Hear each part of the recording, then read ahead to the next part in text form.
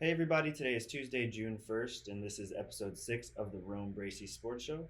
Like, comment, and subscribe, and push that bell so you don't miss another show. Please support this podcast by following the link in the description or by clicking support on Anchor. Listen to audio only versions of this podcast on Spotify and on Apple by searching my name, Romello Bracy.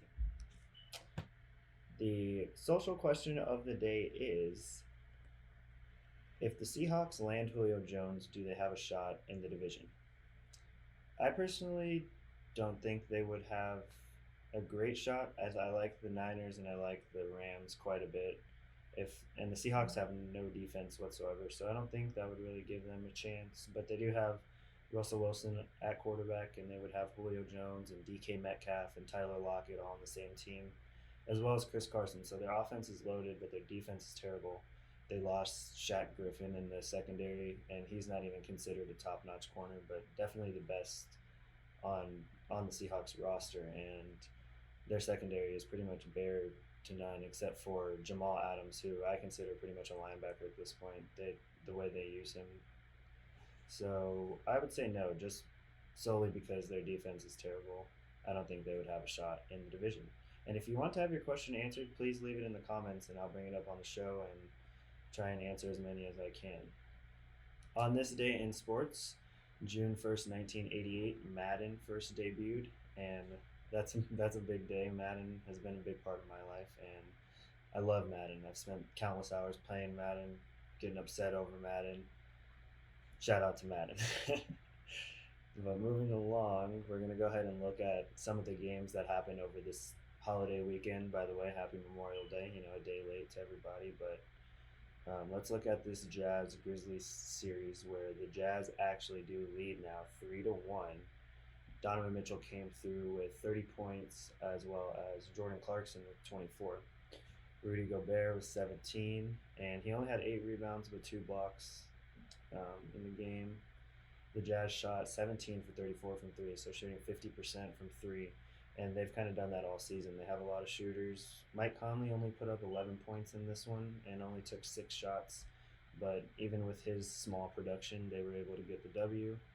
And it seems like the Grizzlies stay with the Jazz pretty much throughout the entire game. And then in the fourth quarter, the Jazz go on some sort of 12-2 run and really get things going. So the Jazz do end up winning this game 120-113, but the Grizzlies did still have some contributors with 23 and 12 from Ja. And Ja's not usually a great passer, but 12 assists for Ja Moran was a career high, and 21 points from Jaren Jackson Jr., as well as Dylan Brooks. So they're not lacking in production. They're just not really getting stops, and allowing 17 threes a game, you're probably not going to win. So the Jazz win that one 120-113. They have a controllable 3-1 lead, and I definitely see them advancing into the next round. With that being said, we're going to go into the the Clippers and Mavs series. And this one has been tight the entire time. The Mavs went up 2-0, winning both games in LA, and then the Clippers come out and win both games in Dallas. So series is knotted up 2-2. The Mavs really should have took advantage while they were up 2-0, in my opinion. Now I think the Clippers are definitely going to take this one. Paul George doesn't look like Pandemic P out there, so I like his game in the playoffs so far. Kawhi is averaging a ridiculous shooting percentage from the field. And the Clips are shooting 34% from 3 in this series, despite shooting 41% in the regular season and being the best three-point shooting team in the league. They opened this game up with a 46-29 lead with 6 minutes left in the second quarter, so the Mavs were really out of this one early. Luka struggled a little bit, going 9 for 24 from the floor and only 19 points, so the bar that he set, that's definitely below his expectations. As well as his teammates, that's why the Mavs, I don't think, are ready to make that next step. They don't have a consistent number 2 yet, and Luka's going to go out and put up 30 more than likely. But it's really who that number 2 guy is. In the 2 games that they've won, a number 2 guy has stepped up. It's typically Tim Hardaway, who I think he had 28 points in game 2, and then in Game 3, he was kind of out of it, and then in Game 4 here, he only had 4 points, and the Clippers end up winning Game 4 pretty easily, pretty handily, 106 to 81, and the Mavs look out of this series. I don't know if they win another game, to be honest with you. So I see the Clippers advancing there. Getting into the Nuggets and the Portland series, though, it is pretty much the same situation. The Nuggets went up 2-0, and then Portland comes back. The series is now tied 2-2, and the Blazers won this game despite Dame scoring only 10 points. But who really came through was Norman Powell with 29 off the bench. And Norman Powell makes this Blazers team a little bit different than the teams in the past. And not only Norman Powell, but they have Robert Covington as well. They kind of surrounded CJ and Dame with some shooters. So I like this Blazers team a lot. I've made some bold predictions about this Blazers team. I see them going to the conference finals, to be honest with you, as long as Nurkic can stay healthy and stay in the game. Against the Joker, he's fouled out twice, and in those 2 games they've lost. They need him to stay in the game if they have a chance. And in this game, Joker did struggle a little bit, going 7 for 18. And if Jokic struggles, the Nuggets are going to struggle. As well as Michael Porter Jr., who, there are games where the guy just disappears. And I'm pretty sure he had 3 points in this one. So definitely a disappearing act on his part. And the Blazers end up winning that one 115 to 95, and Nuggets Blazers is tied at 2-2. But getting right into this next game here between the Lakers and the Suns, we had the Suns come out and tie the game up 2-2, and now the series is looking like it could go 7 games. There's a lot of pressure on the Lakers, no doubt. A lot of people they were favored by Vegas coming into the series, despite Phoenix being a 2 seed, so I'm sure they feel disrespected in that way. Jay Crowder was getting mocked in Game 2, but in Game 4 here, he really turned it on.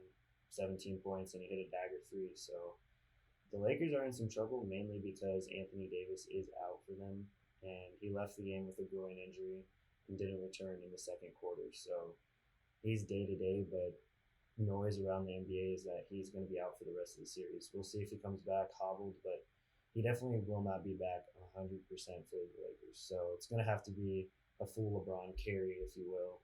And I would argue that a carry isn't necessary just because they have a lot of talent on that team. Between Harrell, who only played 5 minutes, between Schroeder, who can score the basketball, between Morris, who can score, and Gasol can get some points, even though he's been a disappointment. But the real disappointment for the Lakers, to me, is Andre Drummond. Andre Drummond is pretty much just taking up space out there and doesn't seem to be, a piece of the offense at all. On pick and rolls, LeBron tries to use him, and there's just nothing you can do with him. He's not very athletic. He just doesn't do too much. So struggling there. CP3 ended up playing in this game, but it was questionable going into the game. I think Monty Williams didn't want to sit him, and ultimately Chris Paul decided he was going to play. So shout out to him for that. He finished with 18 and 9 and no turnovers. But Booker did struggle in this game a little bit, shooting 5 for 14 with only 17 points. It's a down game for him. 5 for 14 from the field isn't ideal, but even in a game where he does shoot like that, they do get the win. And I think that's mainly because DeAndre Ayton has played like a big man this series. They have needed him to step up big time, and he's stepping up. He finished with 14 points and 17 rebounds. So DeAndre Ayton has really showed up in this series against some of the best big men in the league between Anthony Davis and say what you will about Andre Drummond, but he's probably the best rebounder. They also have Harrell on their team. The depth is good for the Lakers as bigs, and DeAndre Ayton is handling all of it. And Crowder, like I said, did finish with 17, and there's 6 players in double figures for the Suns. But another disappointment for the Lakers is Kuzma, who they kept on their team instead of all kinds of players, including Lonzo Ball, and I would argue that they could really use him right now. But Kuzma shoots 4 for 11 from the field, and I think at this point, Kuzma is who he is. So I'm not expecting much out of Kuzma. Schroeder goes 3 for 13, and Phoenix ultimately wins this game 100-92. Going out to the Eastern Conference, we've got Philly playing Washington, and I thought Philly was going to close it out here, leading 3-0, but Russell Westbrook and the Washington Wizards end up winning this one, actually, and forcing a game five, pretty much a meaningless one. But the Wizards team showed they're not going to quit, and I can always respect that. They're folding and getting swept like another team we're going to bring up here pretty soon. But Russ finishes the game with a very weird stat line. Not necessarily weird, but a good stat line and then a terrible shooting performance. So he had 19 points, 21 rebounds, and 14 assists, which is really impressive. He can impact the game in other ways when he can't put the ball in the hoop. So 21 rebounds as a point guard is unprecedented. Point guards don't get that many rebounds, but Russ is one of a kind in that manner. But when it comes to scoring, I believe he was 3 for 16 from the field. So not exactly a great performance from him, but the Wizards do avoid a sweep.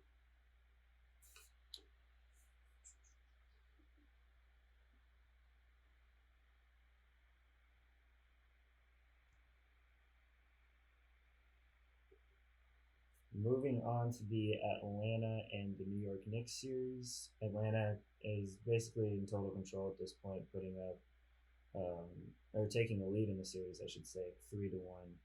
Atlanta has handled the Knicks easily, and the Knicks just don't look like they have any answers on offense. They could get a couple stops here and there, but it's really who's going to score the basketball for the Knicks. And at this point, the number one option for them is Derrick Rose. And Derrick Rose is, he's had an incredible year, but he should not be your number one option. You're setting him up for failure and setting your team up, for failure. So RJ Barrett, it's time for him to step up and play. He's pretty much been a ghost this series, on top of Julius Randle shooting absolutely terrible. And the Hawks have all kinds of weapons on offense between Clint Capella, Trae Young, um, Bogdanovich, not even talking about Gallinari as well. I mean, they're pretty loaded, and John Collins. So they have so many weapons that can score the basketball, and they're such a young team. I definitely like the Hawks moving forward. But Trae finished this game with 27 points, John Collins with 22 points, and Danilo Gallinari with 21. Like I said, just too much firepower for the Knicks to handle, and they can't answer on the offensive end. In this series, Julius Randle is shooting 20 for 73, which is 27% um, in the series, which is just terrible. And he did finish. This was probably his best game of the series with 23 points, 7 assists, and 10 rebounds. But the funny thing is that during the regular season, when the Hawks played the Knicks 3 times, they went 0-3, and Julius Randle averaged 37 points per game against the Hawks when they were 3-0. So, I mean, the Hawks just made a change defensively from the regular season to the playoffs. Then, kudos to them for doing that, and they end up winning this one 113-96 and take that 3-1 lead heading back to New York, where I think actually New York could respond with another W, but I think Atlanta finishes it at home in Game 6. Moving on to the most disappointing team in the East, I would say the Miami Heat. People are going to call them bubble frauds. What happened to the Miami Heat is going to be the question. But this team is actually very different from the team that made it last year. No Jay Crowder on the team. They're playing Deadman quite a bit, which personally I've never even heard of until the playoffs began. That might just be me being, not informed, but I hadn't heard of him. Iguodala looks like he's done, if you ask me. Goran Dragic is an older player as well. Bam isn't really stepping up, and Jimmy Butler played like terrible. So the whole team just didn't come to play this series. I don't know. They didn't have that bubble magic, and Tyler Hero also took a step backwards, it seems like, this year. I thought he was going to be at least a 20-point per game type of player after the type of bubble performance he had last year. But this Heat team's going to have to take a look at the offseason and see what they can do moving forward with some of these guys. I think they should be looking at a new point guard. Goran Dragic is a great veteran, but I think you need someone else handling the ball. And Jimmy Butler, I remember last year in the bubble, he was putting up triple doubles, and that's not the type of player he is. He's a great two-way player, but you don't want to have to, put your whole team on his back. So the Heat are looking for answers, while the Bucks look pretty much unbeatable heading into their second round series, which is going to be against the Nets. And so many people are just looking past that, like the Nets are going to get whooped, or not the Nets are going to get whooped, like the Bucks are going to get whooped, and I just don't see that happening. I think the Bucks are going to make that series competitive. Boston was able to win a game against the Nets, so I'm really excited for Milwaukee to play the Nets coming up. They've got some playoff experience, and their new additions are really paying off with PJ Tucker, Drew Holiday, Bobby Portis, and Forbes, who shoots 41% from three and pretty much has that green light from 3-point range. They have a lot of shooters. DiVincenzo being out for the playoffs does hurt him a little bit. I do like the way that DiVincenzo plays, but I like this Bucks team moving forward, and I give them a fair shot against Brooklyn. It's going to be a big test for Brooklyn, absolutely. Speaking of Brooklyn, they did take that commanding 3-1 lead over the Boston Celtics. So the big three combined for 104 points in this game, which is the most by a trio in NBA playoff history. We knew we would see, historic numbers out of these guys, but this is pretty much the peak. With Kyrie finishing with 39, KD finishing with 42, and Harden finishing with 23 and 18 assists. It doesn't get any better than that, and the poor Boston Celtics can't stop it, and most of the NBA probably won't be able to stop it, but we're going to see moving forward. Of course, the Nets are probably going to be the favorite, considering Joel Embiid is injured in the Sixers series. I don't know if I brought that up, but Embiid did get hurt in the Sixers game, which is the main reason they did end up losing, I would say. They end up losing that in a close one, but Embiid is hurt now, as well as another superstar that I can't think of for some reason. Oh, Anthony Davis. So Anthony Davis and Embiid are hurt, so I'm sure the Nets are the favorite to win at this point. I mean, they probably were before then, but even now, definitely the Nets. The Nets look like they're going to be tough to beat moving forward, but I like Milwaukee. I really do. So we'll see what happens in that series, and that pretty much wraps up what went on over this past Memorial Weekend and the NBA playoff series. So really, some of them are coming to an end. Some of them were more entertaining than others. The Mavs series, I really look forward to finishing off. I felt confident in the Clippers, though, so we'll see how that goes. So some playoff performers that I do want to talk about that are having just a stellar round one of the playoffs. First, I want to talk about Kawhi Leonard, who's averaging 33 points per game, 8.5 rebounds, and he's shooting 63% from the field, 47% from three, and 88% from the free throw line. So on the offensive end, Kawhi has been everything you need and more. So shout out to Kawhi, and shout out to the Nets' big three, averaging 86 points per game, with KD averaging 35, 8, and 3, Harden averaging 26, 7, and 11, and Kyrie averaging 25, 7, and 3. I didn't see these guys all averaging over 25 points per game. I didn't know if that was going to be possible, but it definitely is, and so far they're dominating the playoffs. And shout out to DeAndre Ayton, actually. He's a playoff performer that I want to bring up. He's been averaging 19.8 points per game, 13.5 rebounds, and shooting 80%. And like I said, this is against Anthony Davis, Andre Drummond, LeBron. DeAndre Ayton came to play this series, and that's why the Suns are able to stay competitive in this with Chris Paul as well. They're sitting at 2-2. But the best player in the playoffs so far, it's got to be Luka, averaging 38, and he's the first player in NBA history with 275 points, 75 rebounds, and 75 assists through his first 9 playoff games. There's no doubt that the Mavericks can't do much without Luka, and Luka has been carrying them in that Clippers series, and he's going to have to do so if they're going to win the series. So we'll see how that goes moving forward. You already know how I feel about the Clippers. I think they'll be able to make that step.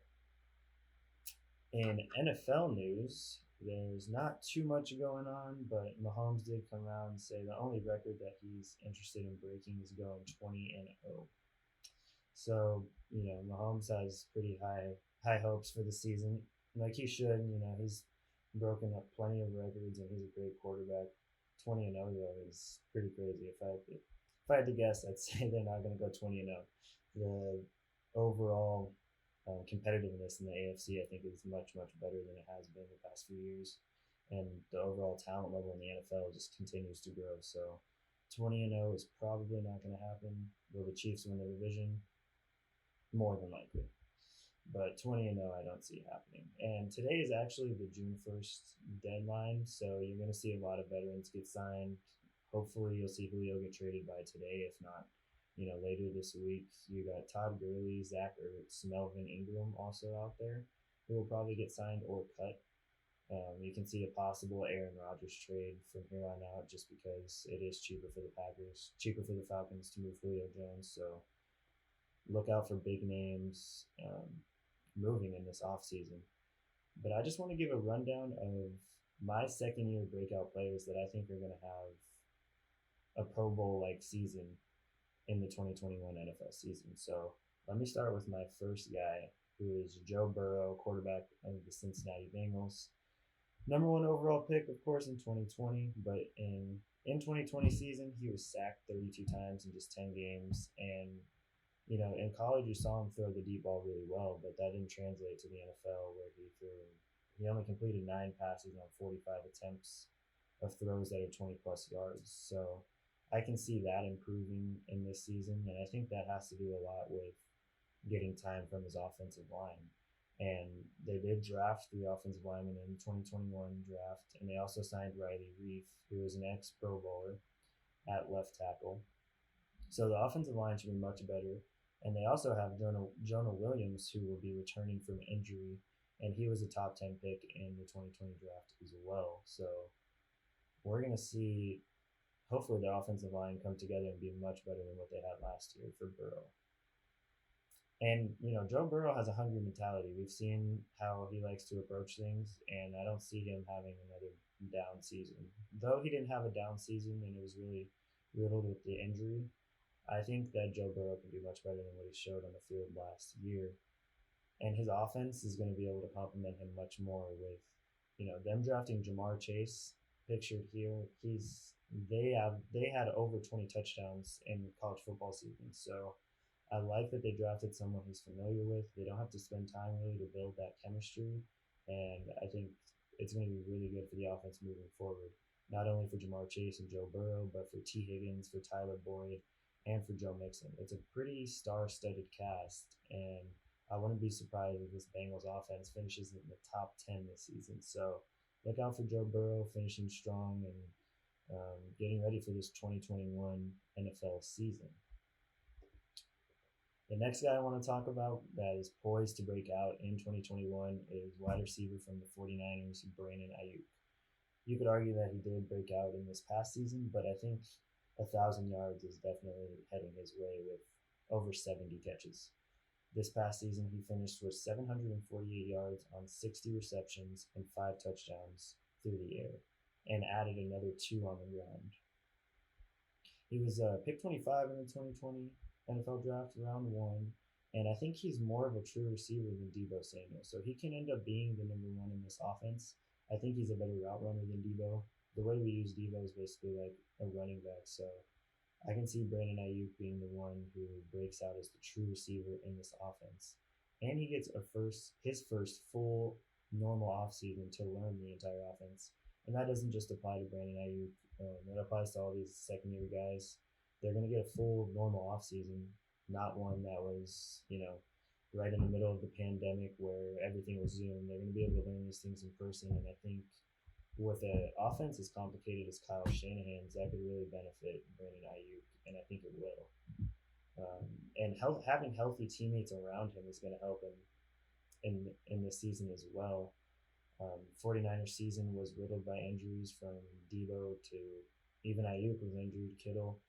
Those 3 actually only played 5 games together. So when they're all together on the field, they're not going to be able to zero in on one, which is going to help him. And not to mention, he played most of his games with, Nick Mullins and C.J. Beathard. Once Brandon Aiyuk builds chemistry with our quarterback 1, whoever it is, either Trey Lance or Jimmy Garoppolo this season, it's going to be much better for him moving forward. So I see Brandon Aiyuk having a big, big year. With that being said, the next guy I want to talk about is J.K. Dobbins. I think 1,000 rushing yards this season is going to be easy for him. I think now that Mark Ingram has been released and I believe he's a Houston Texan, I think it's really opening things up for Dobbins. And it is slightly limited just because You do have Lamar Jackson on the team, who's definitely going to steal some carries. Gus Edwards, who they just re-signed for a small deal, who is a quality back. He's going to get his probably 10 to 12 touches a game. But I think the volume that Dobbins does receive is going to be enough. Last year, he ran 191 routes compared to Edwards' 78, so I think he's going to be a nice factor in the passing game, and I can see him getting over 200 touches this year. And he averaged 6 yards per carry his rookie season. If he keeps that up, he's going to have an absolute monster season. But that's a little far fetched. I don't see 6 yards per carry. I think he can stay in that five, in between 5 and 6. But last year he ends up finishing with 805 yards, 9 touchdowns on the ground. You could see regression there. 9 touchdowns is quite a bit, especially compared to the yardage that he did have. But look out for J.K. Dobbins. I think he's going to be really explosive in this Ravens offense and break off some big runs. So I like J.K. Dobbins a lot. Draft him on your fantasy team. All that. So I decided I wanted to throw in a defensive player here due to breakout, and that is Jeremy Chinn of the Carolina Panthers. He had a breakout season not last year, honestly, but I think he's only going to get better. He was a second-round pick out of Southern Illinois in 2020, and he had 117 tackles, 5 PBUs, 1 sack, 2 forced fumbles, an interception, and 2 touchdowns in his rookie season with the Panthers. So the guy's a serious playmaker, and they kind of use him like Jamal Adams, but they use him a little bit more at safety. They'll roll him down to play linebacker, and they blitz him. They'll leave him in slot coverage. He can do pretty much all kinds of things for the defense. Kind of reminds me of Buda Baker more than Jamal Adams, but yeah, Jeremy Chinn is poised to have another great season. He's 6'3", 220 pounds, so he's not too bulky to play safety. He can play safety, and he started camp this year with the defensive passing game coordinator, Jason Simmons. So you can see him in coverage a lot more in 2021. I think he'll get a little, 2 or 3 more interceptions in this last year. It really just depends how they use him, but he's going to be a star in this league for years to come. And my number 1 breakout player of 2021 for second-year players is CeeDee Lamb, wide receiver of the Cowboys. He had 433 yards in his first 5 games, and two of which were 100-plus yard games. And of course, those were with Dak Prescott. And after that, Dak Prescott got hurt, and he still ended up finishing one of 3 rookies with 900 receiving yards. I know this is crazy to say because Amari Cooper is still young, but I think CeeDee Lamb has the opportunity to be the number 1 receiver in this offense. And with the passing volume that goes around in that offense, I think he can have a huge year. With Prescott, he averaged 8 targets, 6 receptions a game, and 86 yards per game. So he can do everything at a high level as a wide receiver. And I think with Dak in a full year, in CeeDee Lamb's second season, knowing what to expect, he's going to explode. And now that I think about it, I do see him overtaking that number 1 wide receiver role in Dallas. So he was my favorite receiver coming out in 2020. He still is. I love Justin Jefferson. He's great. But I think CeeDee Lamb is going to show you why he went before him in this 2021 season. But that's going to do it for today's show. Leave a like and subscribe, and I'll see you guys next time. Thanks for listening.